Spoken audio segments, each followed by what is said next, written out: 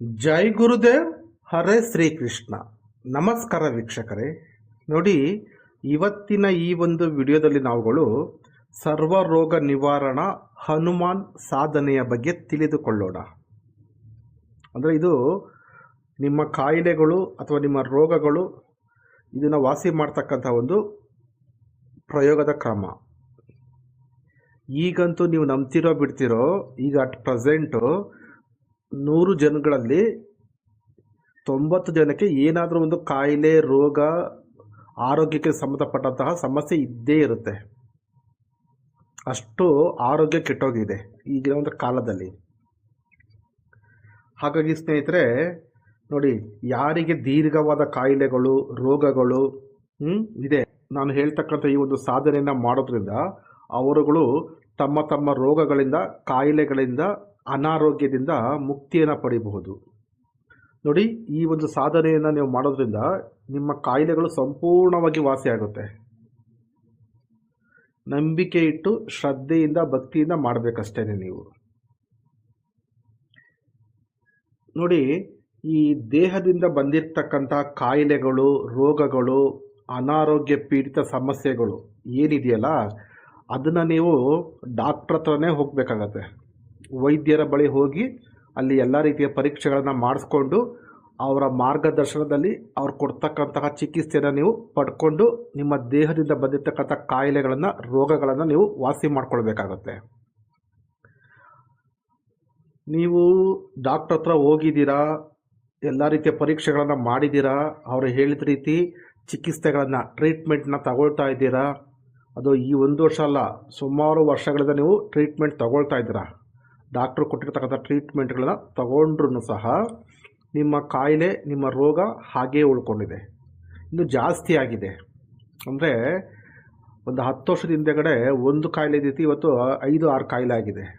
ಒಂದು 5 ವರ್ಷದ ಹಿಂದೆಗಡೆ 2 ಕಾಯಿಲೆ ಇದ್ದಿತ್ತು, ಇವತ್ತು 7-8 ಕಾಯಿಲೆ ಆಗಿದೆ. ಈ ಥರ ಅಂದರೆ ನೀವು ಎಲ್ಲರೂ ನಿಮ್ಮ ಕಾಯಿಲೆಗಳು ವಾಸಿ ಆಗಿಲ್ಲ, ವಾಸಿ ಆಗೋದಿಲ್ಲ. ಯಾಕೆ ಅಂದರೆ ನಾನು ಇಲ್ಲಿ ಕೊಡ್ತಾ ಇರ್ತಕ್ಕಂಥದ್ದು ದೇಹಕ್ಕೆ ಸಂಬಂಧಪಟ್ಟ ಕಾಯಿಲೆಗಳಲ್ಲ, ಇದು ಮಾನಸಿಕ ಶರೀರಕ್ಕೆ ಸಂಬಂಧಪಟ್ಟ ಕಾಯಿಲೆಗಳು. ಅಂದರೆ ಇದು ಬಂದು ಕರ್ಮ ಸಿದ್ಧಾಂತದಲ್ಲಿ ಬರ್ತದೆ. ಏನಪ್ಪ ಕರ್ಮ ಸಿದ್ಧಾಂತ ಅಂದರೆ, ಯಾವುದೇ ಕಾಯಿಲೆ ಅಥವಾ ರೋಗ ಬಂದಿದೆ ಈ ಜನ್ಮದಲ್ಲಿ ಅಂತಂದರೆ ಇದು ನಮ್ಮ ಹಿಂದಿನ ಜನ್ಮಕ್ಕೆ ಕನೆಕ್ಟ್ ಆಗಿರ್ತದೆ. ಹಿಂದಿನ ಜನ್ಮದಲ್ಲಿ ನಾವು ಮಾಡಿರ್ತಕ್ಕಂತಹ ಪಾಪಗಳ, ಆ ಕರ್ಮಗಳ ಆಧಾರಗಳ ಮೇಲೆ ಈ ಜನ್ಮದಲ್ಲಿ ನಮಗೆ ಈ ರೋಗಗಳು ಬರ್ತದೆ. ಸಣ್ಣ ಪುಟ್ಟ ರೋಗ ಬಂದರೆ ಬರುತ್ತೆ, ಟ್ರೀಟ್ಮೆಂಟ್ ತೊಗೊಂಡ್ರೆ ಹೊರಟೋಗ್ಬಿಡುತ್ತೆ. ಬಟ್ ಕೆಲವರಿಗೆ ದೀರ್ಘಕಾಲೀನ ರೋಗಗಳಿದೆ. ಎಷ್ಟೇ ಟ್ರೀಟ್ಮೆಂಟ್ ತಗೊಂಡ್ರು, ಏನೇ ಔಷಧಿ ತಗೊಂಡ್ರು, ಪರೀಕ್ಷೆ ಮಾಡಿದ್ರು, ಎಲ್ಲ ರೀತಿಯ ಒಂದು ಚಿಕಿತ್ಸೆಗಳನ್ನ ಪಡ್ಕೊಂಡ್ರು ಅವ್ರಿಗೆ ಕಾಯಿಲೆಗಳು ವಾಸಿ ಆಗ್ತಾಯಿಲ್ಲ, ರೋಗಗಳು ವಾಸಿ ಆಗ್ತಾಯಿಲ್ಲ. ಕಾರಣ ನಮ್ಮ ಹಿಂದಿನ ಜನ್ಮದ ಕರ್ಮ ಫಲ. ಈ ರೀತಿ ನಿಮ್ಮ ಹಿಂದಿನ ಜನ್ಮಕ್ಕೆ ಸಂಬಂಧಪಟ್ಟಂತಹ ಕರ್ಮದ ಆಧಾರದ ಮೇಲೆ ನಿಮಗೆ ಕಾಯಿಲೆಗಳು ಬಂದಿದ್ದರೆ, ಒಂದು ವೇಳೆ ನೀವು ಬರೀ ದೇಹಕ್ಕೆ ಚಿಕಿತ್ಸೆ ತಗೊಂಡ್ರೆ ಆಗೋದಿಲ್ಲ, ಸರಿ ಹೋಗೋದಿಲ್ಲ. ನೀವು ದೇಹಕ್ಕೆ ದೈಹಿಕ ಶರೀರ ಮತ್ತು ಮಾನಸಿಕ ಶರೀರ ಮತ್ತು ಆತ್ಮ ಶರೀರ, 3 ಶರೀರಗಳು ಬರ್ತದೆ. ಈ 3 ಶರೀರಕ್ಕೂ ಸಹ ನೀವು ಚಿಕಿತ್ಸೆನ ತಗೊಳ್ಬೇಕು, ಟ್ರೀಟ್ಮೆಂಟ್ ತಗೊಳ್ಬೇಕು. ಆವಾಗಲೇ ಈ ನಿಮ್ಮ ಕಾಯಿಲೆಗಳು, ರೋಗಗಳು ಅಥವಾ ಅನಾರೋಗ್ಯ ಎಲ್ಲ ಸಂಪೂರ್ಣವಾಗಿ ವಾಸಿಯಾಗಿ ನಿಮಗೆ ಒಳ್ಳೆಯದಾಗೋದು, ನೀವು ಆರೋಗ್ಯವಂತ ವ್ಯಕ್ತಿಗಳಾಗೋದು. ನೋಡಿ, ಇದಕ್ಕೆ ಸುಮಾರು ರೀತಿಯ ಒಂದು ಇದಿದೆ, ಚಿಕಿತ್ಸೆಗಳಿದೆ. ಯೋಗ ಮಾಡ್ಬೋದು, ಧ್ಯಾನ ಮಾಡ್ಬೋದು, ದಾನಗಳು ಮಾಡ್ಬೋದು, ಪೂಜೆ ಪುನಸ್ಕಾರಗಳನ್ನು ಮಾಡಿ ಕೆಲವೊಂದು ದಾನವನ್ನು ಕೊಡ್ಬೋದು. ಆಯುರ್ವೇದ, ಮನೆ ಮದ್ದು ಇದನ್ನು ಸಹ ನೀವು ಮಾಡ್ಕೊಳ್ಬೋದು. ಜೊತೆಗೆ ನಿಮ್ಮ ಟೈಮ್ ಕೆಟ್ಟಿದ್ರೆ, ನಿಮ್ಮ ಗ್ರಹಗಳು ವೀಕ್ ಆಗಿದ್ದರೆ ಗ್ರಹ ಶಾಂತಿ ಮಾಡಿಸ್ಕೊಳ್ಬಹುದು. ಅಥವಾ ನೀವು ಪುಣ್ಯಕ್ಷೇತ್ರಗಳ ದರ್ಶನ ಮಾಡಬಹುದು. ಆ ಪುಣ್ಯಕ್ಷೇತ್ರಗಳಿರ್ತಕ್ಕಂಥ ಕಲ್ಯಾಣಿಗಳಲ್ಲಿ, ನದಿಗಳಲ್ಲಿ, ಸಮುದ್ರಗಳಲ್ಲಿ ಸ್ನಾನ ಮಾಡಿ ತೀರ್ಥ ಸ್ನಾನ ಮಾಡಬಹುದು. ಅಥವಾ ನೀವು ಹೋಮ ಹವನ ಮಾಡಬಹುದು. ಈ ರೀತಿಯ ಸುಮಾರು ರೀತಿಯ ಚಿಕಿತ್ಸೆಗಳಿದೆ. ಅಂದರೆ ಒಂದು ಸಮಸ್ಯೆಗೆ ಸುಮಾರು ರೀತಿಯ ಒಂದು ದಾರಿ ಇದೆ. ಆದರೆ ಇವೆಲ್ಲದಕ್ಕೂ ತುಂಬ ಖರ್ಚಾಗುತ್ತೆ. ನನ್ನ ಪ್ರಕಾರ ಇವೆಲ್ಲ ಏನೇನು ಹೇಳಿದ್ನಲ್ಲ ನಾನೀಗ ಇಷ್ಟೊತ್ತು, ಇವೆಲ್ಲದಕ್ಕೂ ನೀವು ಮಾಡಿ ನಿಮಗೆ ತುಂಬ ಖರ್ಚು ಬರುತ್ತೆ. ನಿಮಗೆ ಹಣದ ಅವಶ್ಯಕತೆ ತುಂಬ ಬೇಕಾಗುತ್ತೆ. ಅಲ್ಲಿ ಹಾಸ್ಪಿಟ್ಲ್ ಕೊಟ್ಟು ಟ್ರೀಟ್ಮೆಂಟ್ ತೊಗೊಳಕ್ಕೆ ದುಡ್ಡಿಲ್ಲ. ಇನ್ನು ಈ ರೀತಿಯ ಒಂದು ಪರಿಹಾರವನ್ನು ಮಾಡ್ಕೊಳ್ಳಿದ್ರೆ ಎಲ್ಲಾಗುತ್ತೆ? ಕಡಿಮೆ ಅಂದರೆ 20,000, 30,000, 50,000 ಆಗುತ್ತೆ ಒಂದು. ಹಾಗಾಗಿನೇ ಇಲ್ಲಿ ನಾನು ನಿಮಗೆ ಕೊಡ್ತಾ ಇರ್ತಕ್ಕಂಥದ್ದು ಮಂತ್ರ ಜಪ. ಅಂದರೆ ಮಂತ್ರ ಜಪ ಮಾಡೋದ್ರ ಮುಖಾಂತರ ನಿಮ್ಮ ಕಾಯಿಲೆಗಳನ್ನು, ನಿಮ್ಮ ರೋಗಗಳನ್ನು ನೀವೇ ವಾಸಿ ಮಾಡಿಕೊಳ್ಬಹುದು. ನನ್ನ ಒಂದು ಯೂಟ್ಯೂಬ್ ಚಾನಲ್ನಲ್ಲಿ ಇರ್ತಕ್ಕಂತಹ ನಾನು ಕೊಡ್ತಾ ಇರ್ತಕ್ಕಂಥ ವಿಡಿಯೋಗಳೆಲ್ಲ ಈ ಬಡವರಿಗೆ ಮತ್ತು ಮಧ್ಯಮ ವರ್ಗದ ಜನಾಂಗದವರಿಗೆ. ಯಾಕೆ ಅಂತ ಹೇಳ್ತೀನಿ ಕೇಳಿ. ನೋಡಿ, ಈ ದೊಡ್ಡ ದೊಡ್ಡ ಸಾಹುಕಾರಗಳ ಹತ್ರ ಹಣ ಇದೆ, ದುಡ್ಡಿದೆ. ಅವರು ಏನು ಬೇಕಾದ್ರೂ ಟ್ರೀಟ್ಮೆಂಟ್ ತೊಗೊಳ್ತಾರೆ, ಏನು ಬೇಕಾದ್ರೂ ಶಾಂತಿ ಮಾಡಿಸ್ತಾರೆ. ಇದೇ ರೀತಿ ಬೇಕಾದ್ರೆ ಚಿಕಿತ್ಸೆಗಳನ್ನು ಅವರು ಮಾಡಿಸ್ಕೊಂಡು ಅವರು ತಮ್ಮ ಸಮಸ್ಯೆಯನ್ನು ನಿವಾರಣೆ ಮಾಡ್ಕೊಳ್ತಾರೆ, ತಮ್ಮ ರೋಗಗಳನ್ನು ವಾಸಿ ಮಾಡ್ಕೊಳ್ತಾರೆ. ಆದರೆ ಈ ಮಧ್ಯಮ ವರ್ಗದವರು ಮತ್ತು ಬಡವರಿದ್ದಾರಲ್ವ, ಅವ್ರ ಹತ್ರ ಹಣ ಇಲ್ಲ, ತುಂಬ ಕಷ್ಟದಲ್ಲಿದ್ದಾರೆ. ಫಸ್ಟೇ ಆರೋಗ್ಯ ಸರಿ ಇಲ್ಲ, ಜೊತೆಗೆ ಹಣ ಇಲ್ಲ. ಹಾಗಾಗಿ ಅಂಥವ್ರು ಏನು ಮಾಡಬೇಕಂದ್ರೆ, ನೀವು ಯಾವುದೇ ರೀತಿಯ ಖರ್ಚುಗಳನ್ನು ಮಾಡದೆ ಸಿಂಪಲ್ಲಾಗಿ ನೀವು ಕುತ್ಕೊಂಡು ಮಂತ್ರ ಜಪವನ್ನು ಮಾಡೋದ್ರಿಂದ ನಿಮಗೆ ಇರ್ತಕ್ಕಂಥ ಕಾಯಿಲೆಗಳನ್ನು, ರೋಗಗಳನ್ನು ನೀವು ವಾಸಿ ಮಾಡ್ಕೊಳ್ಬೋದು. ಮುಂಚೆಲ್ಲ ನಮ್ಮ ಋಷಿ ಮುನಿಗಳು ಹಾಗೆ ಇದ್ದಿತ್ತು. ಕಾಡಿನಲ್ಲಿ ಏನಿತ್ತು? ಯಾವ ಡಾಕ್ಟ್ರ್ ಇದ್ದರು? ಯಾರೂ ಇರಲಿಲ್ಲ, ಯಾವ ಚಿಕಿತ್ಸೆನೂ ಇರಲಿಲ್ಲ. ಅವರು ಯಾವುದೇ ಕಾಯಿಲೆಗಳು ಬರಲಿ ಅವರು ಮಂತ್ರವನ್ನು ಜಪ ಮಾಡಿ ಆ ಒಂದು ಕಾಯಿಲೆಯನ್ನು ವಾಸಿ ಮಾಡ್ಕೊಳ್ತಾಯಿದ್ರು. ಅಂದರೆ ಒಂದೊಂದು ಅಂಗಕ್ಕೂ ಒಂದೊಂದು ದೇವತೆಗಳಿದ್ದಾರೆ, ಒಂದೊಂದು ಅಂಗಕ್ಕೂ ಒಬ್ಬೊಬ್ಬರು ದೇವರುಗಳಿದ್ದಾರೆ. ಆ ದೇವರುಗಳನ್ನು ಪ್ರಾರ್ಥನೆ ಮಾಡಿಕೊಂಡು ಅವ್ರ ಹತ್ರ ಆಶೀರ್ವಾದ ಪಡ್ಕೊಂಡು ಈ ಒಂದು ಕಾಯಿಲೆಗಳನ್ನ ವಾಸಿ ಮಾಡ್ಕೊಳ್ತಾಯಿದ್ರು. ಆ ರೀತಿಯ ಒಂದು ಚಿಕಿತ್ಸೆ ಇತ್ತು ಮುಂಚೆ. ಅಂದರೆ ಸತ್ಯಯುಗ, ದ್ವಾಪರ ಯುಗದಲ್ಲೆಲ್ಲ ಆ ರೀತಿ ಇತ್ತು, ತ್ರೇತಾಯುಗದಲ್ಲೆಲ್ಲ ಆ ರೀತಿ ಇತ್ತು. ನೋಡಿ, ಇಲ್ಲಿ ಯಾರಿಗೆ ಮಾಟ ಮಂತ್ರ ಸಮಸ್ಯೆ ಆಗಿದೆ, ಯಾರಿಗೆ ವಾಮಾಚಾರದ ಪ್ರಯೋಗ ಆಗಿದೆ, ಯಾರಿಗೆ ಭೂತ ಪ್ರೇತಗಳ ಕಾಟ ಇದೆ, ಬಾಧೆ ಇದೆ, ಹಾಸ್ಪಿಟ್ಲಿಗೆ ಹೋಗಿ ಎಷ್ಟೇ ಟ್ರೀಟ್ಮೆಂಟ್ ತೊಗೊಂಡ್ರು, ಎಷ್ಟೇ ಚಿಕಿತ್ಸೆ ಮಾಡಿಕೊಂಡ್ರು ಅವರಿಗೆ ಕಾಯಿಲೆಗಳು, ರೋಗಗಳು ವಾಸಿ ಆಗೋದಿಲ್ಲ. ಅಂಥವರಿಗೆ ಈ ರೀತಿಯ ಒಂದು ಮಂತ್ರ ಚಿಕಿತ್ಸೆ ಅಂತ ಹೇಳ್ಬೋದು. ಇದನ್ನು ಈ ರೀತಿಯ ಮಂತ್ರ ಚಿಕಿತ್ಸೆಯನ್ನು ನೀವು ಮಾಡೋದ್ರಿಂದ ನಿಮಗೆ ಸಂಪೂರ್ಣವಾಗಿ ವಾಸಿಯಾಗಿ ನಿಮಗೆ ಒಳ್ಳೆಯದಾಗುತ್ತೆ. ನಾನು ಮುಂದಿನ ವಿಡಿಯೋಗಳಲ್ಲಿ ಪ್ರತಿಯೊಂದು ಅಂಗಕ್ಕೂ ಒಂದೊಂದು ಮಂತ್ರಗಳಿದೆ, ಒಂದೊಂದು ದೇವತೆಗಳಿದೆ. ಅದಕ್ಕೆ ಸಂಬಂಧಪಟ್ಟಂತಹ ಮಂತ್ರಗಳನ್ನು, ಸಾಧನೆಗಳನ್ನು ನಾನು ಕೊಡ್ತಾ ಹೋಗ್ತೀನಿ. ಅಂದರೆ ಉದಾಹರಣೆಗೆ ಕಣ್ಣಿನ ಸಮಸ್ಯೆ ಇದೆ ಅಂತ ಇಟ್ಕೊಳ್ಳಿ. ಆ ಕಣ್ಣಿಗೆ ಸಂಬಂಧಪಟ್ಟಂತಹ ಮಂತ್ರ ಇದೆ, ಶಾಬರ ಮಂತ್ರಗಳು. ಹಾಗೆ ಕಣ್ಣಿಗೆ ಸಂಬಂಧಪಟ್ಟಂತಹ ದೇವತೆಗಳಿದ್ದಾರೆ, ಕಣ್ಣಿಗೆ ಸಂಬಂಧಪಟ್ಟಂತಹ ಗ್ರಹಗಳಿದೆ. ಅದಕ್ಕೆ ಸಂಬಂಧಪಟ್ಟಂತಹ ನಾನು ಮಂತ್ರಗಳನ್ನು, ಸಾಧನೆಗಳನ್ನು ಕೊಟ್ಟಾಗ ನೀವು ಅದೊಂದನ್ನೇ ಮಾಡಿದಾಗ ನಿಮ್ಮ ಕಣ್ಣಿನ ಸಮಸ್ಯೆ, ಕಣ್ಣಿನ ಆರೋಗ್ಯ ಸರಿ ಹೋಗ್ತದೆ. ಹಾಗೆ ಕಾಮಾಲೆ ರೋಗ, ಚರ್ಮದ ಕಾಯಿಲೆಗಳು ಅಥವಾ ಗ್ಯಾಸ್ಟ್ರಿಕ್ಕು, ಹೊಟ್ಟೆಗೆ ಸಂಬಂಧಪಟ್ಟಂತಹ ರೋಗಗಳು, ಕಿಡ್ನಿಗೆ ಸಂಬಂಧಪಟ್ಟಂತಹ ರೋಗಗಳು, ಸೆಕ್ಸ್, ಕಾಮಕ್ಕೆ ಸಂಬಂಧಪಟ್ಟಂತಹ ರೋಗಗಳು ಸುಮಾರಿದೆ. ಪ್ರತಿಯೊಂದು ಅಂಗಾಂಗಕ್ಕೂ ಒಂದೊಂದು ಮಂತ್ರ ಇದೆ, ಸಾಧನೆಗಳಿದೆ. ಅದು ನಾನು ಮುಂದಿನ ವಿಡಿಯೋಗಳಲ್ಲಿ ನಿಮ್ಗೆ ಕೊಡ್ತಾ ಹೋಗ್ತಿರ್ತೀನಿ. ಸಾಧನೆಯನ್ನು ಮಾಡಿ ನಿಮ್ಮ ಸಮಸ್ಯೆನ, ನಿಮ್ಮ ರೋಗವನ್ನು ನೀವೇ ವಾಸಿ ಮಾಡಿಕೊಳ್ಳಿ. ಸುಮ್ಮನೆ ಹಾಸ್ಪಿಟ್ಲಿಗೆ ದುಡ್ಡು ಇಟ್ಟು ಎಷ್ಟಂತ ದುಡ್ಡು ಇಡ್ತೀರಾ? ನನ್ನ ಹತ್ರ ಬರ್ತಾರೆ ಕ್ಲೈಂಟ್ಸ್ಗಳು. ಮೊನ್ನೆೊಬ್ಬರು ಬಂದಿದ್ದರು, ಅವ್ರಿಗೆ ಶುಗರ್ ಜಾಸ್ತಿ ಆಗಿಬಿಟ್ಟು ಬಾತ್ರೂಮಲ್ಲಿ ಬಿದ್ದೋಗಿದ್ದಾರೆ. ನೈಟಲ್ಲಿ ಮೂತ್ರ ವಿಸರ್ಜನೆ ಮಾಡೋಕ್ಕೆ ಹೋಗಿದ್ದಾರೆ. ನೈಟು ಲೇಡೀಸ್ ಅವರು, ಸುಮಾರು ಒಂದು 50-60 ವರ್ಷ ಆಗಿದೆ ಅಂತ ಅಂದ್ಕೊಳ್ತೀನಿ. ಆಗಿದೆ. ಅವರು ಮೂತ್ರ ಮಾಡೋಕ್ಕಂತ ಹೋಗಿದ್ದಾರೆ ಬಾತ್ರೂಮಲ್ಲಿ, ತಲೆ ಸುತ್ತ ಬಂದುಬಿಟ್ಟು ಶುಗರ್ ಜಾಸ್ತಿಯಾಗಿ ಬಿದ್ದೋಗ್ಬಿಟ್ಟಿದ್ದಾರೆ.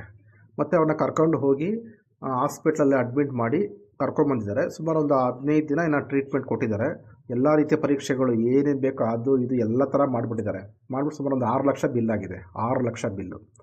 ಅವ್ರು ಬಂದರು, ಮತ್ತೆ ವಾರಕ್ಕೊಂದ್ಸತಿ ಹಾಸ್ಪಿಟ್ಲಿಗೆ ಹೋಗಬೇಕು, ಬರಬೇಕು, ಮತ್ತು ಪರೀಕ್ಷೆಗಳನ್ನ ಮಾಡಬೇಕು, ಮತ್ತು ಮೆಡಿಸಿನ್ ಡೋಸ್ನ ಜಾಸ್ತಿ ಮಾಡೋದು, ಕಡಿಮೆ ಮಾಡೋದು, ಈ ಥರ ಮಾಡಬೇಕು, ಮತ್ತು ಪಥ್ಯ ಇರಬೇಕು, ಮತ್ತು ಈ ಥರ ಏನೇನೋ ಸುಮಾರು ರೀತಿಯ ಒಂದು ಚಿಕಿತ್ಸೆಗಳನ್ನು ಮಾಡಿಸಿ ಮತ್ತೆ 3 ತಿಂಗಳು ಟ್ರೀಟ್ಮೆಂಟ್ ಕೊಟ್ಟರು.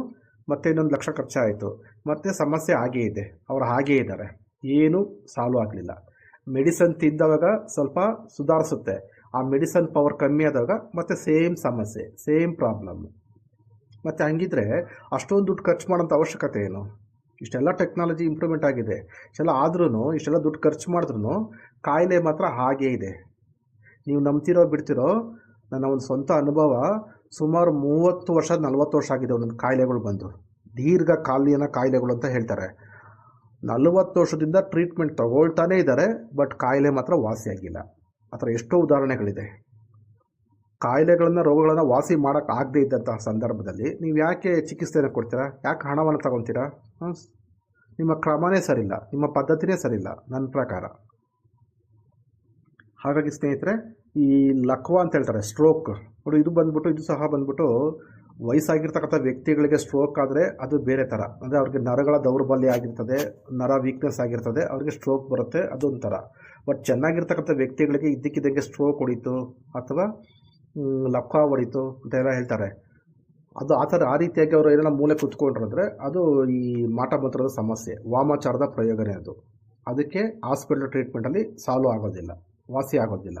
ಮಂತ್ರ ಜಪ ಮತ್ತು ಧ್ಯಾನ, ಯೋಗ, ದಾನ ಮಾಡೋದು, ಪೂಜೆ ಪುನಸ್ಕಾರಗಳು, ಈ ರೀತಿಯ ಒಂದು ಚಿಕಿತ್ಸೆನಲ್ಲಿ ಅದನ್ನು ಸಾಲ್ವ್ ಮಾಡ್ಕೊಳ್ಬೇಕು, ವಾಸಿ ಮಾಡ್ಕೊಳ್ಬೇಕು. ಈ ಒಂದು ಸರ್ವರೋಗ ನಿವಾರಣಾ ಹನುಮಾನ್ ಸಾಧನೆಯ ಬಗ್ಗೆ ತಿಳಿಸ್ತೀನಿ, ತಿಳ್ಕೊಳ್ಳಿ. ಇದಕ್ಕೆ ನೀವು ಪ್ರಾರಂಭ ಮಾಡಬೇಕಾದ ದಿನ ಬಂದ್ಬಿಟ್ಟು ಮಂಗಳವಾರ ಅಥವಾ ಶನಿವಾರ ಪ್ರಾರಂಭ ಮಾಡಬೇಕು ಈ ಒಂದು ಸಾಧನೆಯನ್ನು ನೀವು. ಅಥವಾ ಅಮಾವಾಸ್ಯೆ ಪೌರ್ಣಮಿಗಳಲ್ಲಿ ಸಾಧನೆಯನ್ನು ಪ್ರಾರಂಭ ಮಾಡಬಹುದು. ಸಿದ್ಧ ಮುಹೂರ್ತಗಳು ಇದ್ದಂತಹ ಸಂದರ್ಭದಲ್ಲೂ ಸಹ ನೀವು ಪ್ರಾರಂಭ ಮಾಡಬಹುದು. ಇದಕ್ಕೆ ದಿಕ್ಕು ಬಂದ್ಬಿಟ್ಟು ಉತ್ತರ ದಿಕ್ಕು ಇಲ್ಲ ಅಥವಾ ಪೂರ್ವ ದಿಕ್ಕು. ನೀವು ಮುಖ ಮಾಡಿ ಕುಳಿತುಕೊಂಡು ಜಪ ಮಾಡೋದು ದಿಕ್ಕು. ಹಾಗೆ ದೀಪ ಬಂದ್ಬಿಟ್ಟು ಇದಕ್ಕೆ ತುಪ್ಪದ ದೀಪವನ್ನು ಹಚ್ಚಬೇಕು ಅಥವಾ ಮಲ್ಲಿಗೆ ಹೂವಿನ ಎಣ್ಣೆ ದೀಪ ಬರ್ತದೆ, ಅದು ಸ್ವಲ್ಪ ಕಾಸ್ಟ್ಲಿ. ಕೆಲವರು ನಿಮ್ಗೆ ಅನುಕೂಲ ಇದ್ದರೆ ಹಚ್ಚಿ, ಇಲ್ಲಾಂದರೆ ತುಪ್ಪದ ದೀಪವನ್ನು ಹಚ್ಚಿ. ಅಥವಾ ತುಪ್ಪದ ದೀಪಕ್ಕೆ 1-2 ಹನಿ ಮಲ್ಲಿಗೆ ಎಣ್ಣೆಯನ್ನು ಹಾಕ್ಕೊಳ್ಳಿ. 1-2 ಹನಿ, 2 ಇಲ್ಲ 3 ಹನಿ ಹಾಕ್ಕೊಟ್ರೆ ಸಾಕು. ಆಮೇಲೆ ಇದಕ್ಕೆ ಮಾಲೆ ಬಂದ್ಬಿಟ್ಟು ರುದ್ರಾಕ್ಷಿ ಮಾಲೆ. ಜಪ ಮಾಡೋದಕ್ಕೆ ನೀವು ರುದ್ರಾಕ್ಷಿ ಮಾಲೆಯನ್ನು ಬಳಸಬೇಕಾಗತ್ತೆ. ಜೊತೆಗೆ ಒಂದು ಯಂತ್ರ ಬರುತ್ತೆ, ಹನುಮಾನ್ ಯಂತ್ರ. ಈ ರುದ್ರಾಕ್ಷಿ ಮಾಲೆ ಮತ್ತು ಹನುಮಾನ್ ಯಂತ್ರ ಇವು ಪ್ರಾಣ ಪ್ರತಿಷ್ಠಾಪನೆ ಪೂಜೆ ಆಗಿರಬೇಕು, ಶುದ್ಧಿ ಆಗಿರಬೇಕು. ನಂತರ ಪ್ರಾಣ ಪ್ರತಿಷ್ಠಾಪನೆ ಪೂಜೆ ಆಗಿರಬೇಕು. ಆನಂತರ ನೀವು ಇದನ್ನು ಬಳಸಬೇಕಾಗತ್ತೆ. ಈ ರೀತಿಯ ನಿಮಗೆ ಯಂತ್ರ, ಮಾಲೆ ಅಥವಾ ಬೇರೆ ಏನೇ ಬೇಕಾಗಿದ್ದರೂ ನಮ್ಮನ್ನು ಸಂಪರ್ಕಿಸಿದ್ರೆ ನಾವು ಅದನ್ನು ನಿಮಗೆ ತಲುಪಿಸ್ತೀವಿ. ವಸ್ತ್ರ, ಇದಕ್ಕೆ ಕೆಂಪು ಬಣ್ಣದ ವಸ್ತ್ರವನ್ನು ನೀವು ಧರಿಸಬೇಕಾಗತ್ತೆ. ಮಂಟಪದ ಮೇಲೂ ಸಹ ಕೆಂಪು ಬಣ್ಣದ ವಸ್ತ್ರವನ್ನು ನೀವು ಹಾಕಬೇಕು. ಹಾಗೆ ನೀವು ಕುಳಿತುಕೊಳ್ತಕ್ಕಂಥ ಆಸನ ಅದ್ರ ಮೇಲೂ ಸಹ ಕೆಂಪು ಬಣ್ಣದ ಬಟ್ಟೆಯನ್ನು ನೀವು ಹಾಕಿ ಕೂತ್ಕೊಂಡು ಜಪ ಮಾಡಬೇಕಾಗತ್ತೆ. ವ್ರತ, ಇದಕ್ಕೆ ಬಂದ್ಬಿಟ್ಟು 21 ದಿನ ವ್ರತ ನೀವು ಮಾಡಬೇಕು. ಅಂದರೆ ಸಣ್ಣ ಪುಟ್ಟ ಕಾಯಿಲೆ ಇದ್ದರೆ 21 ದಿನ ವ್ರತ ಮಾಡಿ, ಸಾಧನೆ ಮಾಡಿ. ದೀರ್ಘವಾಗಿರ್ರಿ, ಸುಮಾರು ದಿನಗಳಿಂದ ಸಮಸ್ಯೆ, ಆರೋಗ್ಯ ಸಮಸ್ಯೆ ಇದೆ, ಅನಾರೋಗ್ಯ ಇದೆ, ರೋಗಗಳಿದೆ, ಕಾಯಿಲೆಗಳಿದೆ ಅಂತಂದರೆ ನೀವು 42 ದಿನ ಮಾಡಬೇಕಾಗತ್ತೆ ಕಂಟಿನ್ಯೂ. ಇದಕ್ಕೆ ಸಮಯ ಬಂದ್ಬಿಟ್ಟು ರಾತ್ರಿ 10 ಗಂಟೆಯಿಂದ ಬೆಳಗಿನ ಜಾವ 2 ಗಂಟೆಯ ಒಳಗಡೆ ಈ ಒಂದು ಸಾಧನೆಯನ್ನು ನೀವು ಮಾಡಿ ಮುಗಿಸ್ಬೇಕು. ಯಾರಿಗೆ ನೋಡಿ, ಇಲ್ಲಿ ಒಂದು ಆಪ್ಷನ್ ಇದೆ, ಏನಪ್ಪ ಅಂತಂದರೆ ಈಗ ಕೆಲವರಿಗೆ ಆರೋಗ್ಯ ಸರಿ ಇರಲ್ಲ, ಅಂಥವ್ರು ರಾತ್ರಿ ಹೊತ್ತು ಜಪ ಮಾಡೋಕ್ಕೆ, ಸಾಧನೆ ಮಾಡೋಕ್ಕೆ ಆಗಲ್ಲ, ಕಷ್ಟ ಆಗುತ್ತೆ ಅವ್ರಿಗೆ. ಓಕೆನಾ? ಅಂಥವ್ರು ಏನು ಮಾಡಬೇಕಂದ್ರೆ ಬೆಳಗಿನ ಮಧ್ಯಾಹ್ನ ಟೈಮಲ್ಲಿ, ಹಗಲು ಮಧ್ಯಾಹ್ನ 12 ಗಂಟೆಯಿಂದ 3 ಗಂಟೆ ಒಳಗಡೆ ನೀವು ಈ ಒಂದು ಸಾಧನೆಯನ್ನು ಮಾಡಬಹುದು. ಅಂದರೆ ನೀವು ಎಲ್ಲ ರೀತಿ ಚೆನ್ನಾಗಿದ್ದರೆ ನೀವು ರಾತ್ರಿ ಹೊತ್ತು ಮಾಡಬೇಕಾಗತ್ತೆ. ನಿಮ್ಮ ಕೈಲಿ ಆಗಲ್ಲ, ನಿಮ್ಗೆ ಯಾರು ಸಪೋರ್ಟ್ ಇಲ್ಲ, ನಿಮಗೆ ಅನಾರೋಗ್ಯ ಇದೆ, ಸಮಸ್ಯೆ ಇದೆ, ಆರೋಗ್ಯದ ಸಮಸ್ಯೆ ಇದೆ ಅಂತಂದರೆ ನೀವು ಮಧ್ಯಾಹ್ನ 12 ಗಂಟೆಗೆ ಸ್ಟಾರ್ಟ್ ಮಾಡಿ 3 ಗಂಟೆ ಒಳಗಡೆ ನೀವು ಕ್ಲೋಸ್ ಮಾಡಬಹುದು ಈ ಒಂದು ಸಾಧನೆಯನ್ನು. ಆ ರೀತಿ ಮಾಡ್ಕೊಳ್ಳಿ. ಅಥವಾ ನಿಮ್ಮ ಕೈಲಿ ಆಗೋದಿಲ್ಲ ಅಂದರೆ ನಿಮ್ಮ ಪರವಾಗಿ ಯಾರು ಬೇಕಾದ್ರೂ ಬೇರೆಯವರು ಸಹ ಮಾಡ್ಬೋದು. ಅಂದರೆ ನಿಮಗೆ ಒಳ್ಳೆಯದಾಗಲಿ ಅಂತ ಆ ದೇವರ ಹತ್ರ ಕೇಳಿಕೊಂಡು, ಪ್ರಾರ್ಥನೆ ಮಾಡಿಕೊಂಡು, ಸಂಕಲ್ಪ ಮಾಡಿಕೊಂಡು ನಿಮ್ಮ ಪರವಾಗಿ ನಿಮ್ಮ ಮನೆಯವರು ಸಹ ಈ ಒಂದು ಸಾಧನೆಗಳನ್ನು ಮಾಡಬಹುದು. ಅಂದರೆ ಈ ತಂದೆ ತಾಯಿ ಮಾಡ್ಬೋದು, ಅಣ್ಣ ತಮ್ಮಂದಿರು ಮಾಡ್ಬೋದು, ಅಕ್ಕ ತಂಗಿದಿರು ಮಾಡ್ಬೋದು, ಗಂಡ ಹೆಂಡತಿ ಮಾಡ್ಬೋದು, ಹೆಂಡತಿ ಗಂಡಗೆ ಮಾಡ್ಬೋದು, ಅಥವಾ ಅಪ್ಪ ಅಮ್ಮನಿಗೆ ಮಕ್ಕಳು ಮಾಡ್ಬೋದು, ಅಥವಾ ಸ್ನೇಹಿತರಿಗೂ ಮಾಡ್ಬೋದು. ಅಂದರೆ ನೀವು ಯಾರಿಗೆ ಬೇಕಾದ್ರೂ ಈ ಒಂದು ಸಾಧನೆಯನ್ನು, ಪ್ರಯೋಗವನ್ನು ಕೊಡಬಹುದು. ಅಥವಾ ನಿಮ್ಗೆ ನೀವು ಸಹ ಈ ಒಂದು ಸಾಧನೆಯನ್ನು ಮಾಡಿ ಲಾಭವನ್ನು ಪಡ್ಕೊಳ್ಬಹುದು. ಇಷ್ಟು ಇರ್ತಕ್ಕಂತಹ ವಿಧಿ. ಈಗ ಪೂಜೆ ಮಾಡ್ತಕ್ಕಂಥ ಕ್ರಮವನ್ನು ತಿಳಿಸ್ತೀನಿ ನೋಡಿ. ಮೊದಲಿಗೆ ನೀವು ಸ್ನಾನಾದಿಗಳನ್ನು ಮುಗಿಸ್ಕೊಂಡ್ಬಂದ್ಬಿಟ್ಟು ನಿಮ್ಮ ದೇವರ ಮನೆ ಕೋಣೆಗೆ ಬಂದು ಕೂತ್ಕೊಂಡು ಪೂಜೆಯನ್ನು ಪ್ರಾರಂಭ ಮಾಡಿ. ಮೊದಲಿಗೆ ಶುದ್ಧೀಕರಣ ಮಾಡ್ಕೊಳ್ಳಿ, ಗಂಗಾ ಜಲವನ್ನು ಸಿಂಪಡಿಸಿ ಶುದ್ಧೀಕರಣ ಮಾಡ್ಕೊಳ್ಳಿ. ನೆಕ್ಸ್ಟು ಕಳಸವನ್ನು ಇಟ್ಟಿರಬೇಕು, ನೈವೇದ್ಯವನ್ನು ಇಟ್ಟಿರಬೇಕು. ಅಂದರೆ ಆಂಜನೇಯ ಸ್ವಾಮಿಗೆ ಲಡ್ಡು ಅಂದರೆ ತುಂಬ ಇಷ್ಟ, ಲಡ್ಡು ತಂದು ಇಡಬೇಕಾಗತ್ತೆ. ಅಥವಾ ನೀವೇ ಮನೆಯಲ್ಲಿ ಲಡ್ಡು ಮಾಡಿ ಇಡಬಹುದು. ಅಥವಾ ಉದ್ದಿನ ವಡೆ, ಅದು ಸಹ ತುಂಬ ಇಷ್ಟ ಇರುತ್ತೆ ಆಂಜನೇಯ ಸ್ವಾಮಿಗೆ. ದೇವತೆಗಳಿಗೆ ಏನು ಇಷ್ಟ ಇದೆಯೋ ಆ ರೀತಿಯ ಒಂದು ಆಹಾರವನ್ನು, ನೈವೇದ್ಯವನ್ನು ಕೊಟ್ಟರೆ ಇನ್ನೂ ಬೇಗನೆ ಸಿದ್ಧಿ ಆಗುತ್ತೆ, ನಮಗೆ ಕೆಲಸ ಕಾರ್ಯಗಳು ಬೇಗನೆ ಆಗುತ್ತೆ. ಪೂಜೆ ಮಂಟಪದ ಮೇಲೆ ಕಳಸ ಇಟ್ಬಿಟ್ಟು ನೈವೇದ್ಯ ಪಾನೀಯವನ್ನೆಲ್ಲ ಇಟ್ಕೊಳ್ಳಿ. ಆಮೇಲೆ ಫೋಟೋ ಬಂದ್ಬಿಟ್ಟು ಇಲ್ಲಿ ಆಂಜನೇಯ ಸ್ವಾಮಿಯ ಒಂದು ಫೋಟೋವನ್ನು ಇಡಬೇಕಾಗುತ್ತೆ ಮಂಟಪದ ಮೇಲೆ. ಅಥವಾ ಶ್ರೀರಾಮಚಂದ್ರನ ಫೋಟೋವನ್ನು ಸಹ ನೀವು ಇಡಬಹುದು, ಇಟ್ಟು ಪೂಜೆ ಮಾಡಬಹುದು. ಜೊತೆಗೆ ನಿಮ್ಮ ಗುರುಗಳಿದ್ದರೆ ಆ ಗುರುಗಳ ಫೋಟೋವನ್ನು ಸಹ ಇಡ್ಬೋದು, ಅಥವಾ ನಿಮ್ಮ ಇಷ್ಟ ದೇವರು ಕುಲದೇವರಿದ್ದರೆ ಅವ್ರ ಫೋಟೋಗಳನ್ನು ಸಹ ಇಟ್ಟು ಪೂಜೆ ಮಾಡಬಹುದು. ಅಥವಾ ಯಾವುದು ಬೇಡ ಅಂದರೆ ಬರೀ ಆಂಜನೇಯ ಸ್ವಾಮಿ ಒಂದು ಫೋಟೋವನ್ನು ಇಟ್ಟು ನೀವು ಪೂಜೆ ಮಾಡಬಹುದು. ನೈವೇದ್ಯವನ್ನು ಇಟ್ಟಿದ್ದೀರಾ, ಪಾನೀಯವನ್ನು ಇಟ್ಟಿದ್ದೀರಾ, ಕಳಸವನ್ನು ಇಟ್ಟಿದ್ದೀರಾ, ದೀಪವನ್ನು ಹಚ್ಕೊಂಡು ಪೂಜೆ ಮಾಡಿ, ಪಂಚೋಪಚಾರ ಪೂಜೆ ಮಾಡಿ. ನಿಮ್ಗೆ ಯಾವ ರೀತಿ ಬರುತ್ತೋ ಆ ರೀತಿ ಪೂಜೆ ಮಾಡಿ. ಈಗ ಪೂಜೆ ಎಲ್ಲ ಆದಮೇಲೆ ಆಸನಕ್ಕೆ ನಮಸ್ಕಾರ ಮಾಡಿ ಆಸನದ ಮೇಲೆ ಕುತ್ಕೊಂಡು ನೆಕ್ಸ್ಟು ಮಾಲೆ ತಗೊಳ್ಳಿ. ಮಾಲೆಗೂ ನಮಸ್ಕಾರ ಮಾಡಿ ತಗೊಳ್ಳಿ. ಮಾಲೆನ ಜಪ ಮಾಡಿ. ಈಗ ಫಸ್ಟು ಗಣಪತಿ ಮಂತ್ರವನ್ನು ಜಪ ಮಾಡಿ. ಗಂ ಗಣಪತಯೇ ನಮಃ, ಗಂ ಗಣಪತಯೇ ನಮಃ. ಇದನ್ನು 21 ಸಾರಿ ಜಪ ಮಾಡಿ. ನೆಕ್ಸ್ಟು ನವಗ್ರಹ ಮಂತ್ರ. ಓಂ ಬ್ರಹ್ಮ ಮುರಾರಿ ತ್ರಿಪುರಾಂತಕಾರಿ ಭಾನು ಶಶಿ ಭೂಮಿ ಸುತೋ ಬುಧಶ್ಚ ಗುರುಶ್ಚ ಶುಕ್ರ ಶನಿ ರಾಹು ಕೇತವ ಸರ್ವೇ ಗ್ರಹಂ ಶಾಂತಿಕರ ಭವಂತು. ಇದನ್ನು 9 ಸಾರಿ ಹೇಳಿ, ಅಥವಾ 11 ಸಾರಿ ಹೇಳಿ. ನೆಕ್ಸ್ಟು ಗುರು ಮಂತ್ರ. ನಿಮ್ಮ ಗುರುಗಳಿದ್ದರೆ ಆ ಗುರುಗಳು ಕೊಟ್ಟಿರ್ತಕ್ಕಂಥ ಗುರು ಮಂತ್ರವನ್ನು ಇಲ್ಲಿ 108 ಸಾರಿ ಜಪ ಮಾಡಿ. ನಿಮ್ಗೆ ಯಾರು ಗುರುಗಳಿಲ್ಲ ಅಂತಂದರೆ ನೀವು ಈಶ್ವರನನ್ನು ಗುರುವಾಗಿ ಸ್ವೀಕರಿಸಿ ಈ ಸಾಧನೆಯನ್ನು ಮಾಡಬಹುದು. ಈಶ್ವರನ ಶಿವಂ ಪಂಚಾಕ್ಷರಿ ಮಂತ್ರ ಅಥವಾ ಗುರು ಮಂತ್ರ ಈ ರೀತಿ ಇದೆ. ಓಂ ನಮಃ ಶಿವಾಯ, ಓಂ ನಮಃ ಶಿವಾಯ. ಈ ಮಂತ್ರವನ್ನು ನೀವು 108 ಸಾರಿ ಜಪ ಮಾಡಿ. ಅಥವಾ ಶ್ರೀಕೃಷ್ಣ ಪರಮಾತ್ಮನನ್ನು ಸಹ ಗುರುವಾಗಿ ಸ್ವೀಕರಿಸಬಹುದು. ಈ ಒಂದು ಸಾಧನೆಗೆ ಕೃಷ್ಣನ ಗುರು ಮಂತ್ರ ಈ ರೀತಿ ಇದೆ. ಕ್ಲೀಂ ಕೃಷ್ಣಾಯ ನಮಃ, ಕ್ಲೀಂ ಕೃಷ್ಣಾಯ ನಮಃ. ಈಗ ಗುರು ಮಂತ್ರ ಆಯಿತು. ಈಗ ಗುರು ಹತ್ರ ಆಜ್ಞೆ ತಗೊಳ್ಬೇಕು, ಸಂಕಲ್ಪ ಮಾಡ್ಕೊಳ್ಬೇಕು. ಏನಪ್ಪ ಅಂತಂದರೆ ಬಲಗೈ ಹಸ್ತದ ಮೇಲೆ ಸ್ವಲ್ಪ ಅಕ್ಷತೆ, ಸ್ವಲ್ಪ ನೀರನ್ನ ಹಾಕ್ಕೊಂಡು ನೀವು ಇಲ್ಲಿ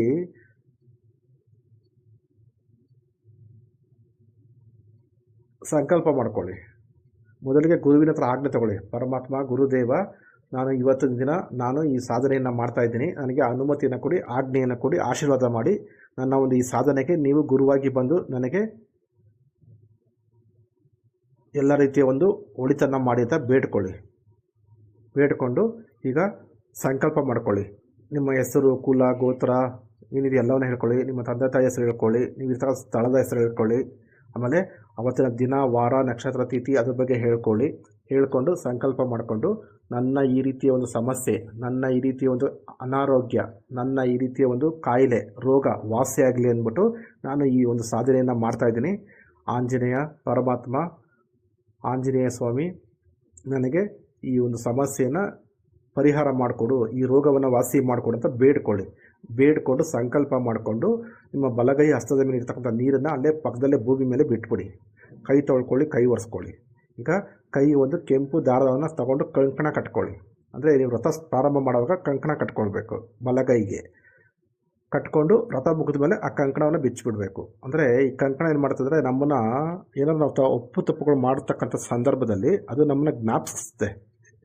ನೀನು ವ್ರತದಲ್ಲಿ ಇದೆಯಾ, ನೀನು ಸಾಧನೆಯಲ್ಲಿ ಇದೆಯಾ, ನೀನು ಈ ರೀತಿಯ ತಪ್ಪುಗಳನ್ನು ಮಾಡಬೇಡ, ಹುಷಾರು ಅಂತ ಜ್ಞಾಪಿಸುತ್ತೆ ಒಂದು. ಎರಡನೇದು, ಅದು ವ್ರತ ಮಾಡ್ತಾ ಇದ್ದೀವಿ ಅಂತ ಒಂದು ಮುನ್ಸೂಚನೆ, ವ್ರತ ಮುಗಿದ ಮೇಲೆ ವ್ರತ ಬಿಟ್ಟಿದ್ದೀವಿ ಅಂತ ಒಂದು ಮುನ್ಸೂಚನೆ. ಹಾಗಾಗಿ ಅದನ್ನ ಕಂಕಣ ಕಟ್ಕೊಂಡು ಈಗ ಗುರು ಮಂತ್ರ ಆಯಿತು, ಸಂಕಲ್ಪ ಆಯಿತು, ಕಂಕಣ ಕಟ್ಕೊಂಡ್ರಿ. ಈಗ ರಕ್ಷಾ ಮಂತ್ರ ನೋಡಿ. ಇಲ್ಲಿ ರಕ್ಷಾ ಮಂತ್ರ ಬಂದ್ಬಿಟ್ಟು ಶ್ರೀರಾಮಚಂದ್ರನ ರಕ್ಷಾ ಮಂತ್ರವನ್ನು ನೀವು ಹಾಕ್ಕೊಳ್ಬೇಕಾಗತ್ತೆ. ಯಾವುದೇ ಆಂಜನೇಯ ಸ್ವಾಮಿಯ ಒಂದು ಸಾಧನೆಯನ್ನು ಮಾಡ್ತಕ್ಕಂಥ ಸಂದರ್ಭದಲ್ಲಿ ಕೆಲವೊಂದು ನೀವು ರಾಮನಾಮವನ್ನು ಜಪ ಮಾಡಬೇಕಾಗತ್ತೆ. ಆ ರಾಮನ ಒಂದು ರಕ್ಷಾ ಮಂತ್ರಗಳನ್ನು ನಾನು ಕೊಡ್ತಾ ಹೋಗ್ತೀನಿ ಮುಂದಿನ ವಿಡಿಯೋಗಳಲ್ಲಿ, ಅದನ್ನು ನೀವು ಇಲ್ಲಿ ಹಾಕ್ಕೊಳ್ಬೇಕಾಗತ್ತೆ. ಈಗ ಸದ್ಯಕ್ಕೆ ನೀವು ರಾಮ್ ರಾಮಾಯ ನಮಃ, ರಾಮ್ ರಾಮಾಯೇ ನಮಃ ಇದನ್ನು ಹೇಳಿ 108 ಸಾರಿ. ಇದೇ ರಕ್ಷಾ ಮಂತ್ರ. ಅಥವಾ ಅದು ಹೇಳಕ್ಕೆ ಬರಲ್ಲ ಅಂದರೆ ರಾಮ ರಾಮ ರಾಮ ಅಂತ ಪ್ರಾರ್ಥನೆ ಮಾಡಿ 108 ಸಾರಿ ಹೇಳಿ. ಒಂದು 10 ನಿಮಿಷ 20 ನಿಮಿಷ ಹೇಳಿ, ಪರವಾಗಿಲ್ಲ. ಅದು ನಿಮಗೆ ರಕ್ಷಣೆಯಾಗಿ ನಿಮಗೆ ಕಾಪಾಡುತ್ತೆ ಆ ಮಂತ್ರ, ರಾಮನ ಮಂತ್ರ. ಆಗ ನಿಮಗೆ ನೀವು ಮಾಡ್ತಕ್ಕಂಥ ಯಾವುದೇ ನಿಮ್ಮ ಸಾಧನೆಗೆ ಯಾವುದೇ ರೀತಿಯ ತೊಂದರೆ ಬರಲ್ಲ, ವಿಘ್ನ ಆಗೋದಿಲ್ಲ. ಈಗ ರಕ್ಷಾ ಮಂತ್ರ ಆಯಿತು. ಈಗ ಸರ್ವಾರ್ಥ ಸಿದ್ಧ ಶಾಬರ ಮಂತ್ರ. ಸರ್ವಾರ್ಥ ಸಿದ್ಧ ಶಾಬರ ಮಂತ್ರವನ್ನು ಯಾಕೆ ಹೇಳಬೇಕಂದ್ರೆ, ಇದನ್ನು ಹೇಳಿದಾಗ ಏನಾಗುತ್ತೆ, ನಿಮಗೆ ಮೂಲ ಮಂತ್ರ ಬೇಗ ಸಿದ್ಧಿ ಆಗುತ್ತೆ. ಹಾಗಾಗಿ ನಿಮ್ಮದು ಯಾವುದೇ ಶಾಬರ ಮಂತ್ರಗಳನ್ನು ನೀವು ಜಪ ಮಾಡ್ತಕ್ಕಂಥ ಮುಂಚೆ ಈ ಸರ್ವಾರ್ಥ ಸಿದ್ಧ ಶಾಬರ ಮಂತ್ರವನ್ನು ನೀವು 21 ಸಾರಿ ಆದರೂ ಹೇಳಲೇಬೇಕು ಮಿನಿಮಮ್. ಅದಕ್ಕಿಂತ ಹೆಚ್ಚಿಗೆ ಬೇಕಾದ್ರೆ ನೀವು ಹೇಳ್ಬೋದು. ಗುರು ಸಟ್ ಗುರು ಹೈವೀರ್ ಗುರು ಸಾಹಬ್ ಸುಮರೋ ಬಡಿ ಬಾತ್ ಸಿಂಗಿ ಟೋರೋ ಒನ್ ಕಹೋ ಮನ್ ನಾವೋ ಕರ್ತಾರ್ ಸಕಲ್ ಗುರುನ್ ಕಾ ಹರ್ ಬಜೆ ಗಟ್ಟಾ ಪಕರ್ ಉಟ್ ಜಾಗ್ ಚೇತು ಸಂಬಾರ್ ಶ್ರೀ ಪರಮಹಂಸ್. ಇದನ್ನು 21 ಸಾರಿ ಹೇಳಿ. ನೆಕ್ಸ್ಟು ಮೂಲ ಮಂತ್ರವನ್ನು ನೀವು ಕಡಿಮೆ ಅಂದರೂ ನೀವು ದೀರ್ಘಕಾಲೀನ ಕಾಯಿಲೆಗಳು ಇದ್ದಂಥವರು ಪ್ರತಿದಿನ 5 ಮಾಲೆ ಜಪ ಮಾಡಬೇಕಾಗತ್ತೆ. ಅಥವಾ ಸಣ್ಣ ಪುಟ್ಟ ಸಮಸ್ಯೆ, ಆರೋಗ್ಯದ ಸಮಸ್ಯೆ ಇರ್ತಕ್ಕಂಥವ್ರು ಪ್ರತಿದಿನ 3 ಮಾಲೆ ಜಪ ಮಾಡಬೇಕಾಗತ್ತೆ. ನೋಡಿ, ಮೂಲ ಮಂತ್ರ ಈ ರೀತಿ ಇದೆ. ಓಂ ನಮೋ ಆದೇಶ್ ಗುರುಕೋ ವಜ್ರ ಕಾ ಕೋಟ ವಜ್ರ ಕಾ ತಾಲ ಜಹಾ ಬೈಟಾ ಹನುಮಾನ್ ರಖವಾಲ ಅಷ್ಟವ್ಯಾಧಿ 90 ರೋಗ್ ಸಬ್ ದೂರ್ ಭಾಗೆ ಹನುಮಂತ ಬಲ್ ಜಾಗೆ ದುಹಾಯಿ ಗುರು ಗೋರಖ್ನಾಥ್ ಕಿ ಚೂ ಮಂತ್ರ ಫುರೋವಾಚ. ನೋಡಿ, ಮತ್ತೊಮ್ಮೆ ಹೇಳ್ತೀನಿ. ಓಂ ನಮೋ ಆದೇಶ್ ಗುರುಕೋ ವಜ್ರ ಕಾ ಕೋಟ ವಜ್ರ ಕಾ ತಾಲ ಜಹಾ ಬೈಟಾ ಹನುಮಾನ್ ರಖವಾಲ ಅಷ್ಟವ್ಯಾಧಿ 90 ರೋಗ್ ಸಬ್ ದೂರ್ ಭಾಗೆ ಹನುಮಂತ ಬಲ್ ಜಾಗೆ ದುಹಾಯಿ ಗುರು ಗೋರಖ್ನಾಥ್ ಕಿ ಚೂ ಮಂತ್ರ ಫುರೋವಾಚ. ನೋಡಿ, ಈ ಮಂತ್ರದ ಅರ್ಥ ಈ ರೀತಿ ಇದೆ. ಓಂ ನಮೋ ಆದೇಶ್ ಗುರುಕೋ ಅಂದರೆ ಗುರುಗಳು ಆದೇಶ ಮಾಡಿದ್ದಾರೆ. ವಜ್ರಕ ಕೋಟ, ನೋಡಿ ಈ ಶಾಬರ ಮಂತ್ರದಲ್ಲಿ ವಜ್ರಕ ಕೋಟ ಅಂತಂದರೆ ಎಲುಬಿನ ಒಂದು ಕೋಟೆ ಅಂತ, ಅಂದರೆ ಮೂಳೆಗಳ ಒಂದು ಕೋಟೆ ಅಂತ. ಮೂಳೆಗಳಿಂದ, ಎಲುಬುಗಳಿಂದ ಮಾಡಿರ್ತಕ್ಕಂಥ ಕೋಟೆ ಯಾವುದು? ನಮ್ಮ ದೇಹ ಅಲ್ವಾ. ನಮ್ಮ ದೇಹ ಮೂಳೆಗಳಿಂದ ಮಾಡಿರ್ತಕ್ಕಂಥ ಒಂದು ಕೋಟೆ. ಈ ಕೋಟೆ ಒಳಗಡೆ ವಜ್ರಕ ತಾಲ ಅಂತ ಇದೆ. ವಜ್ರಕ ತಾಲ ಅಂದರೆ ನೋಡಿ, ಮೂಳೆಗಳಿಂದ ಆಗಿರ್ತಕ್ಕಂಥ ದೇಹ, ಮಾಂಸಗಳಿಂದ ಮೂಳೆಗಳಿಂದ ಆಗಿರ್ತಕ್ಕಂಥ ಈ ದೇಹ, ಈ ದೇಹಕ್ಕೆ ನೋಡಿ ಇಲ್ಲಿ ನಮ್ಮ ಒಳಗಡೆ ಆಂಜನೇಯ ಕೂತಿದ್ದಾನೆ. ಅಂದರೆ ಆಂಜನೇಯ ಸ್ವಾಮಿ ಕೂತ್ಕೊಂಡು ನಮ್ಮನ್ನ ರಕ್ಷಣೆ ಮಾಡ್ತಾ ಇದ್ದಾರೆ. ಏನೇನು ರಕ್ಷಣೆ ಮಾಡ್ತಿದ್ದಾರೆ ಅಂದರೆ ಅಷ್ಟವ್ಯಾಧಿ, ಅಂದರೆ 8 ರೀತಿಯ ಒಂದು ಸಂಕಟ, ನೋವು, ವ್ಯಾಧಿ ಅಂತ ಹೇಳ್ತಾರಲ್ಲ, ಅದನ್ನು ನಾವು ದೂರ ಮಾಡ್ತಾ ಇದ್ದಾರೆ. ವ್ಯಾಧಿಗಳಂದರೆ ನೋವು. ಹಾಗೆ 90 ರೋಗು, 90 ರೀತಿ ರೋಗಗಳನ್ನು ಆಂಜನೇಯ ಸ್ವಾಮಿ ವಾಸಿ ಮಾಡ್ತಾರೆ. ಸಬ್ ದೂರ್ ಭಾಗೆ ಅಂದರೆ ಎಲ್ಲವನ್ನ ತೆಗೆದು ಆಚೆ ಬಿಸಾಕ್ತಾರೆ, ಆಚೆ ಓಡಿಸ್ತಾರೆ. ಹನುಮಂತ್ ಬಲ್ ಜಾಗೆ ಅಂದರೆ ನಮ್ಮ ದೇಹದಲ್ಲಿ ಆಂಜನೇಯ ಸ್ವಾಮಿ ತನ್ನ ಶಕ್ತಿಯನ್ನು, ತನ್ನ ಬಲವನ್ನು ಜಾಗೃತಗೊಳಿಸ್ತಾರೆ. ದುಹಾಯಿ ಗುರು ಗೋರಖ್ನಾಥ್ ಕಿ ಅಂದರೆ ಆಂಜನೇಯ ಮೇಲೆ ಆಣೆ ಮಾಡೋದು. ಆಂಜನೇಯ ಸ್ವಾಮಿ, ನನ್ನ ವ್ಯಾಧಿಗಳನ್ನು, ಸಂಕಟಗಳನ್ನು ದೂರ ಮಾಡು, 90 ರೋಗಗಳನ್ನು ದೂರ ಮಾಡು, ವಾಸಿ ಮಾಡು. ನನ್ನೊಳಗೆ ನಿನ್ನ ಶಕ್ತಿ ಮತ್ತು ನಿನ್ನ ಬಲವನ್ನು ಜಾಗೃತಗೊಳಿಸು, ತುಂಬು, ನನ್ನ ದೇಹಕ್ಕೆ ನಿನ್ನ ಶಕ್ತಿಯನ್ನು ತುಂಬು. ಈ ರೀತಿ ನೀನು ಮಾಡದೆ ಹೋದರೆ ಗುರು ಗೋರಖ್ನಾಥ್ ಅವರ ಮೇಲೆ ಆಣೆ, ನೀನು ಮಾಡಲೇಬೇಕು ಅಂತ ಆಣೆ ಪ್ರಮಾಣ ಮಾಡ್ತಕ್ಕಂಥ ಒಂದು ಈ ಮಂತ್ರದ ಅರ್ಥ ಇದು. ಹಾಗಾಗಿ ನೀವು ಇದನ್ನು, ಈ ಶಾಬರ ಮಂತ್ರವನ್ನು ನೀವು ಜಪ ಮಾಡೋದ್ರಿಂದ ಆದಷ್ಟು ಬೇಗನೆ ನಿಮಗೆ ರಿಸಲ್ಟ್ ಬರುತ್ತೆ, ಪಕ್ಕಾ ರಿಸಲ್ಟ್ ಬರುತ್ತೆ. ಈ ಮಂತ್ರದ ಅರ್ಥ. ಈಗ ಮೂಲ ಮಂತ್ರವನ್ನು ನೀವು 3 ಮಾಲೆ ಜಪ ಮಾಡಿ ಮಿನಿಮಮ್. ಜಾಸ್ತಿ ಸಮಸ್ಯೆ ಇರ್ತಕ್ಕಂಥವ್ರು 5 ಮಾಲೆ ಜಪ ಮಾಡಿ ಪ್ರತಿದಿನ. ಈಗ ಮೂಲ ಮಂತ್ರ ಜಪ ಆದಮೇಲೆ ಈಗ ಕರ್ಪೂರವನ್ನು ಹಚ್ಚಿ ಆರತಿ ಮಾಡಿ. ಮಂಟಪದ ಮೇಲೆ ಇರ್ತಕ್ಕಂಥ ಎಲ್ಲ ದೇವರುಗಳಿಗೂ, ದೇವತೆಗಳಿಗೂ, ಗುರುಗಳಿಗೆ ಆರತಿಯನ್ನು ಮಾಡಿ. ನೋಡಿ, ಇಲ್ಲಿ ಗುರು ಗೋರಖ್ನಾಥ್ ಅವರ ಫೋಟೋವನ್ನು ಸಹ ಇಟ್ಟು ನೀವು ಪೂಜೆ ಮಾಡ್ಬೋದು. ನಾನು ಅವಾಗಲೇ ಹೇಳೋದನ್ನು ಮರ್ತುಬಿಟ್ಟೆ. ಆಂಜನೇಯ ಸ್ವಾಮಿ ಜೊತೆಗೆ ಇಲ್ಲಿ ಗುರು ಗೋರಖ್ನಾಥರು ಸಹ ಬರ್ತಾರೆ. ಹಾಗಾಗಿ ಅವರ ಒಂದು ಫೋಟೋವನ್ನು ಸಹ ನೀವು ಇಟ್ಟು ಪೂಜೆ ಮಾಡಬಹುದು. ಆರತಿ ಎಲ್ಲ ಆದಮೇಲೆ ಅರ್ಪಣೆ ಮಾಡಿ. ನೀವು ಮಾಡಿರ್ತಕ್ಕಂಥ ಪೂಜೆ, ನೈವೇದ್ಯ, ಪಾನೀಯ ಏನೇನು ಇಟ್ಟಿದ್ರೆ ಅವೆಲ್ಲವನ್ನು ಅರ್ಪಿಸಿ ದೇವರಿಗೆ. ಸ್ವೀಕರಿಸು ಪರಮಾತ್ಮ ಅಂತ, ಸ್ವೀಕರಿಸು ಗುರುದೇವ ಅಂತ ಬೇಡ್ಕೊಳ್ಳಿ, ಅರ್ಪಣೆ ಮಾಡಿ, ಕೊಡಿ. ಅಂದರೆ ನಾವು ಇಟ್ಟರೆ ಅದು ದೇವ್ರು ತೊಗೊಳ್ಳಲ್ಲ. ಯಾಕೆ ಅರ್ಪಣೆ ಮಾಡಬೇಕು ಅಂದರೆ, ದೇವ್ರು ಬಂದ್ಬಿಟ್ಟು ಏನು ತೊಗೊಳ್ಳಲ್ಲ, ಏನು ಮಾಡಲ್ಲ. ನಾವು ಹೀಗೆ ಕೊಟ್ಟವಾಗ ಈಸ್ಕೊಳ್ತಾರೆ, ನಾವು ಕೇಳಿದವಾಗ ಕೊಡ್ತಾರೆ, ಇಷ್ಟೇ. ದೇವರಾಗಿ ದೇವ್ರು ಬಂದು ಏನು ಕೊಡೋದಿಲ್ಲ, ಏನು ತೊಗೊಳ್ಳೋದಿಲ್ಲ. ನಾವು ಕೊಡಬೇಕು, ನಾವು ಇಸ್ಕೊಳ್ಬೇಕು, ತೊಗೊಳ್ಬೇಕು ವಾಪಸ್ಸು, ಈ ಥರ ಲೆಕ್ಕಾಚಾರ. ಹಾಗಾಗಿ ಅರ್ಪಿಸ್ಬೇಕು. ನೆಕ್ಸ್ಟು ಕ್ಷಮಾ ಪ್ರಾರ್ಥನೆ. ಅಂದರೆ ನಾವು ಮಾಡಿರ್ತಕ್ಕಂಥ ಇವತ್ತಿನ ಈ ಒಂದು ಪೂಜೆಯಲ್ಲಿ ಅಥವಾ ಈ ಒಂದು ಸಾಧನೆಯಲ್ಲಿ ಏನಾದರೂ ಒಪ್ಪು ತಪ್ಪುಗಳಾಗಿದ್ದರೆ, ಅಪವಿತ್ರಗಳೇನಾದರೂ ಆಗಿದ್ದರೆ ದಯಮಾಡಿ ಕ್ಷಮಿಸು ಪರಮಾತ್ಮ ಅಂತ ಬೇಡ್ಕೊಳ್ಳಿ, ಕ್ಷಮೆಯನ್ನು ಕೋರಿ. ಹಾಗೆ ಈ ಒಂದು ಸಾಧನೆಯನ್ನು ಮಾಡ್ತಕ್ಕಂಥ ಸಮಯದಲ್ಲಿ ನೀವು ಬ್ರಹ್ಮಚರ್ಯವನ್ನು ಪಾಲನೆ ಮಾಡಬೇಕು, ಸಾತ್ವಿಕ ಆಹಾರವನ್ನು ಸೇವನೆ ಮಾಡಬೇಕು. ಬ್ರಹ್ಮಚರ್ಯ ಅಂದರೆ ಮಾನಸಿಕವಾಗಿ ಹಾಗೂ ದೈಹಿಕವಾಗಿ ಬ್ರಹ್ಮಚರ್ಯವನ್ನು ಪಾಲನೆ ಮಾಡಬೇಕು. ಹಾಗೆ ನೀವು ಫ್ರೀ ಇದ್ದಾಗೆಲ್ಲ ರಾಮನಾಮವನ್ನು ಜಪ ಮಾಡ್ತಾ ಇರಬೇಕು. ನೋಡಿ, ಈಗ ಪ್ರಯೋಗ ಬಂದ್ಬಿಟ್ಟು ನೀವು ಏನಪ್ಪ ಮಾಡಬೇಕು ಅಂತಂದರೆ ಇಲ್ಲಿ 4-5 ರೀತಿ ಪ್ರಯೋಗ ಬರುತ್ತೆ. ಅಂದರೆ ಇಲ್ಲಿ ನೀವು ಈ ಮಂತ್ರವನ್ನು ನೀವು ಜಪ ಮಾಡಿಬಿಟ್ರೆ ಸಿದ್ಧಿ ಆಗಿಬಿಡುತ್ತೆ. ನಿಮಗೆ ಏನು ಪ್ರಯೋಗ ಮಾಡ್ತಕ್ಕಂಥ ಅವಶ್ಯಕತೆ ಇಲ್ಲ. ಆದರೂ ನೀವು ಬೇರೆಯವ್ರಿಗೆ ಏನಾದರೂ ಮಾಡಬೇಕು ಅಂತಂದರೆ ಸ್ವಲ್ಪ ಶುದ್ಧವಾಗಿರ್ತಕ್ಕಂಥ ನೀರು ತಗೊಳ್ಳಿ, ಒಂದು ಲೋಟದಲ್ಲಿ ತಗೊಂಡು ಆ ನೀರಿಗೆ ಅಭಿಮಂತ್ರಿಸಿ. ಈ ಮಂತ್ರವನ್ನು ಹೇಳಿ 21 ಸಾರಿ ಮಂತ್ರಿಸ್ಬಿಟ್ಟು ಆ ರೋಗ ಇರ್ತಕ್ಕಂಥವರು, ಕಾಯಿಲೆ ಇರ್ತಕ್ಕಂಥ ವ್ಯಕ್ತಿಗಳಿಗೆ ಇದನ್ನು ಕುಡಿಬೇಕು. ಕುಡಿದಾಗ ಏನಾಗ್ತದೆ, ದಿನ ಪೂರ್ತಿ ಅಂದರೆ ಪ್ರತಿದಿನ ಕುಡಿತಾ ಹೋದರೆ ಅಲ್ಲಿರ್ತಕ್ಕಂಥ ಈ ಋಣಾತ್ಮಕ ಶಕ್ತಿಗಳು, ನೆಗೆಟಿವ್ ಎನರ್ಜಿ ಅಥವಾ ರೋಗ ಬಾಧೆ ಇವೆಲ್ಲ ಬಿಟ್ಟು ಆಚೆ ಹೊರಟೋಗ್ಬಿಡ್ತದೆ. ಅವ್ರಿಗೆ ಒಳ್ಳೆಯದಾಗುತ್ತೆ. ಸ್ವಲ್ಪ ದಿನದಲ್ಲೇ ಅವ್ರಿಗೆ ವಾಸಿ ಆಗುತ್ತೆ. ಅಂದರೆ ಜೊತೆಗೆ ನೀವು ಡಾಕ್ಟ್ರು ಕೊಟ್ಟಿರ್ತಕ್ಕಂಥ ಟ್ರೀಟ್ಮೆಂಟನ್ನು ಸಹ ಮಾಡಬೇಕು. ಯಾವುದೇ ಕಾರಣಕ್ಕೂ ಡಾಕ್ಟ್ರು ಕೊಟ್ಟಿರ್ತಕ್ಕಂಥ ಟ್ರೀಟ್ಮೆಂಟನ್ನು ನಿಲ್ಲಿಸೋ ಹಾಗಿಲ್ಲ. ಸಂಪೂರ್ಣ ವಾಸಿ ಆದ್ಮೇಲೆ ಬೇಕಾದ್ರೆ ನಿಲ್ಲಿಸ್ಕೊಳ್ಳಿ. ಆದರೆ ವಾಸಿ ಆಗ್ತೇನೆ ಹಾಗೆಯೇ ನೀವು ನನ್ನ ಮಾತು ಕೇಳಿಕೊಂಡು ಸ್ಟಾಪ್ ಮಾಡೋಕ್ಕೆ ಹೋಗಬೇಡಿ, ತಪ್ಪದು. 2 ರೀತಿಯ ಒಂದು ದೇಹಕ್ಕೂ ಸಹ ಟ್ರೀಟ್ಮೆಂಟ್ ನಡೀತಾ ಇರಬೇಕು, ಇಲ್ಲಿ ಮಾನಸಿಕ ಶರೀರಕ್ಕೂ ಸಹ ಟ್ರೀಟ್ಮೆಂಟ್ ನಡೀತಾ ಇರಬೇಕು. ಆಗ ಲಾಸ್ಟಲ್ಲಿ ನಿಮಗೆ ಒಳ್ಳೆಯದಾಗುತ್ತೆ. ಅಥವಾ ನೀವು ಒಂದು ವಿಭೂತಿನ ತಗೊಂಡು ಅದಕ್ಕೆ ಅಭಿಮಂತ್ರಿಸಿ ಅವರ ಹಣೆಗಿಡಬೇಕು. ಯಾರು ರೋಗ ಪೀಡಿತ ವ್ಯಕ್ತಿಗಳಿದ್ದಾರೆ ಅವರ ಹಣೆಗಿಡಬೇಕು. ಅಥವಾ ಎಲ್ಲೆಲ್ಲಿ ಸಮಸ್ಯೆ ಇದೆ, ಎಲ್ಲೆಲ್ಲಿ ಬಾಧೆ ಇದೆ ಅವರ ದೇಹದಲ್ಲಿ, ಅಲ್ಲಿ ಹಚ್ಬೋದು ಆ ವಿಭೂತಿಯನ್ನು. ಆ ರೀತಿ ಮಾಡ್ಬೋದು. ಅಥವಾ ನೀರನ್ನು ಅಭಿಮಂತ್ರಿಸಿ ಚಿಮುಕ್ಸ್ಬೋದು ಅವ್ರ ಮೇಲೆ.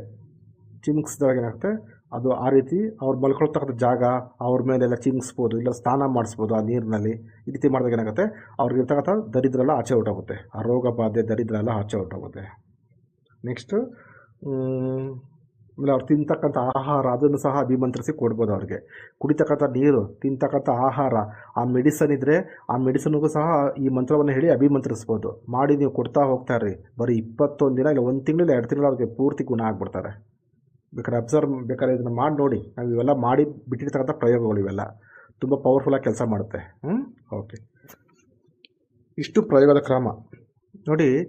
ಈಗೆಲ್ಲ ಆಯಿತು. ಅವ್ರ ಔಷಧಿ, ಊಟ ಎಲ್ಲ ಅಭಿಮಂತ್ರಿಸಿ ಕೊಡ್ತಾಯಿದ್ರಿ ಒಂದು. ನೆಕ್ಸ್ಟ್ ನೀವು ಧೂಪ ಹಾಕಬೇಕಾಗುತ್ತೆ. ಅಂದರೆ ಕಲ್ಲು ಸಾಂಬ್ರಾಣಿ ತಂದುಬಿಟ್ಟು ಸ್ವಲ್ಪ ಕೆಡ್ಡದ ಮೇಲೆ ಹಾಕಿ ಈ ಮಂತ್ರವನ್ನು ಹೇಳಿ ಅವ್ರು ವಾಸ ಮಾಡ್ತಕ್ಕಂಥ ಕೊಠಡಿ, ರೂಮ್ ಅದಕ್ಕೆಲ್ಲದಕ್ಕೂ ಹೊಗೆ ತೋರಿಸ್ಬೇಕಾಗತ್ತೆ. ಆಗ ಕೆಲವೊಂದು ಸಾರಿ ಏನಾಗುತ್ತೆ ಗೊತ್ತಾ, ದೇಹದಲ್ಲಿ ಸೇರಿಕೊಂಡಿರ್ತದೆ ಆ ನೆಗೆಟಿವ್ ಎನರ್ಜಿ.